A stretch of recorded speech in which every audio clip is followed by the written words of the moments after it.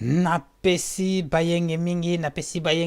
na bandeko nyonso bazolanda nga na ngonga oyo ya solo ezali lisusu ngai mputa mayala nazali liboso na bino ndenge tomesana kokabula mwa mayele pe kosangisa mwa mayele. Alors sango na ngai nazala ngo lelo to makambo oyo nga na bongisi lelo po nga na bino to solola ezali makambo oyo etali papaya na katamboka na biso. Mais alors bandeko na ngai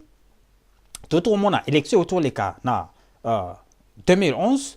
ndenge élection ba tripoter ndenge ba triquer ndenge ba sali ba mayuya ba mavwanga. Mais alors que lelo sikoyo tozomona mutu lokola kamerhe azoko bongama azoko sala ke avanda pe avanda sa parti politique na ye pour bazo préparer élection ya 2016. Alors na 2016 bande konangai awa bozomona boye tozomona ke IDPS za kolala mais ba parti ba rwandais ya kondabatoire à partir kamerhe evandi pe bakomi lelo na trois parties majeures na katamboka na biso alors que kamerhe azo bongama a se lancé a comme opposition oyo bien opposant oyo azo remplacer Tshisekedi na minute oyo. Alors bandeko na ngai ezali éveil ya conscience réveil ya conscience na bandeko nyonso oyo ndenge biso moko toyebi ba congolais tout oyo ba zo bunda pona ekolo botika kolanda ba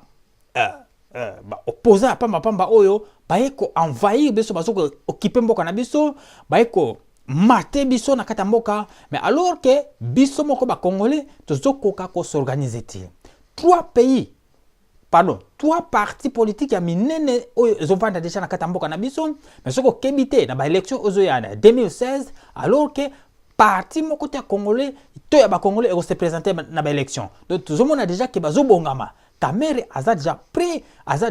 asa vanisi ba misisa mais aza vraiment likolo sikoyo ke ami bimisa lokola opposant oyo lokola Etienne Tshisekedi ndenge azali to azalaki Etienne Tshisekedi wa mulumba. Donc mawa mingi na bandeko na biso tango tozomona tango bazo banda ba makambo biso tozotala et le même ba congolais kaka oyo bazo applaudir ba biloko ndenge wana bazo ko applaudir batu oyo bazo ko menacer biso na kata mboka bazo ko kumisa tupe bazo ko tombola bango alors ça méchant danser tango nga moko nazali awawa nayebi nazo mona penda vérité ba makambo nzo tambola. Mais alors que tozana ba grand leader na bamboka na biso lokola bane mwanda nsemi to beti bango kara to beti ba ngwanda kara to beti ba Tshisekedi kara mais le biso bana mboka tozako kumisa ba lokola ba kamerhe tozo tombola bango bazo koma bato minene na kata mboka na biso. Mais alors que l'air yangoyo bana Congo l'air yangoyo bana Congo tozo tala to tika kolala pongi a côté lema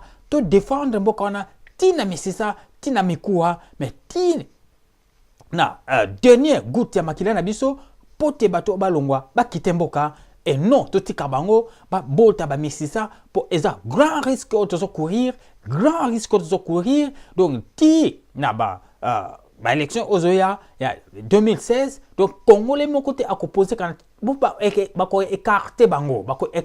donc bango déjà si ba vanisi ba misisa donc ba congolais nazo comprendre te ni ne so sala biso batu oyo ba komi loin ya komi vendre ça ba komi loin penza komi vendre ça. Mais alors bande konangai méchant oyo kaka méchant donc méchant penza sur méchant mais to sala nyonso oyo koki to bimisa ba paya oyo na kata bamboka na biso po biso moko tozoko pesa bango force o bazo salela au lieu que